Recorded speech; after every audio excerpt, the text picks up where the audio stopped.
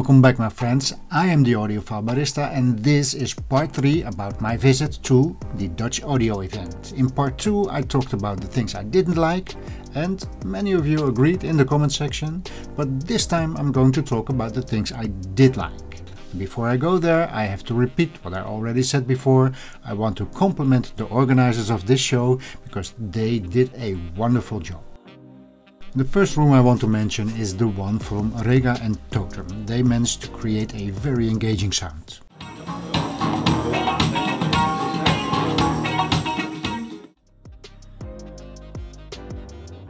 Next up is the room with YG Acoustics loudspeakers, the Inuus Statement media player, Crystal Cable Cables, a Dutch company, and it's always a joy to see the Devia LED amplifiers. I think this design is very refreshing.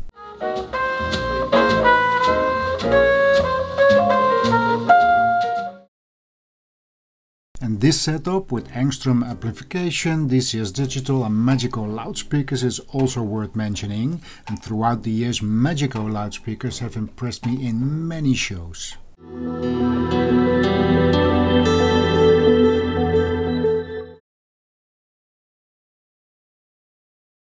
Now here's something that I have to mention. This is the Steinway Lingdorf room. And you know, many audiophiles, they like to say that they want a live performance in their living room. And also how many other audiophiles will say that that will never happen. Well, I'm not saying that it did happen in this room, but this setup came very close. It was not perfect, but for those of you who know how a real symphonic orchestra sounds, this came pretty close.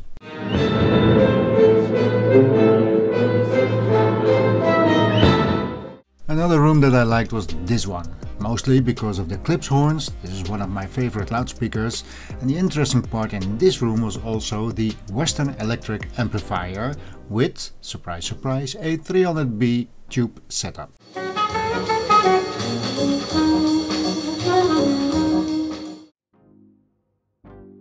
I also liked what I heard in this room with Mola Mola Equipment, another Dutch company that is doing great things, and PMC loudspeakers. That's what we do. Okay, now to end this video I want to share with you guys the system that I liked the most. It was the Gryphon, Nordost and VPI room.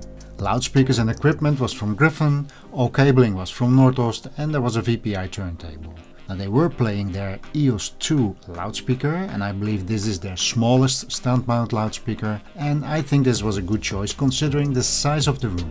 Now for me, this room just played perfect music, nothing too much, nothing too little, and one thing that I found very interesting in this design from the loudspeaker is that it is a ported design, but you could choose to open the port on the front or the one at the back. Another thing that I liked about the demonstration is that they actually played music, meaning they did not just run a playlist from some laptop, but they actually played CDs and not just the audiophile standards either, and I appreciate that.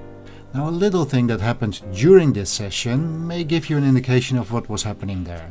Kaspar Bunge, one of the main organizers of this show, came in for maybe just 1 minute. He is always busy during the show, and he said just 3 words. Wow, wow, and wow. And if you ask me, he was completely right.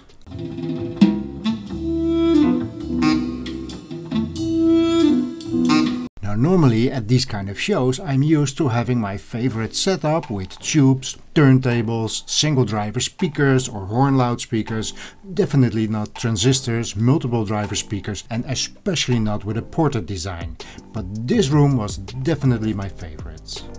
And so we come to the end of this video, and as you have noticed I kept the sound samples very short for obvious reasons, but I will post one more video with some longer sound samples, and that will definitely get demonetized for using copyrighted music, so help me out with a like and a sub, and I will see you in the next one.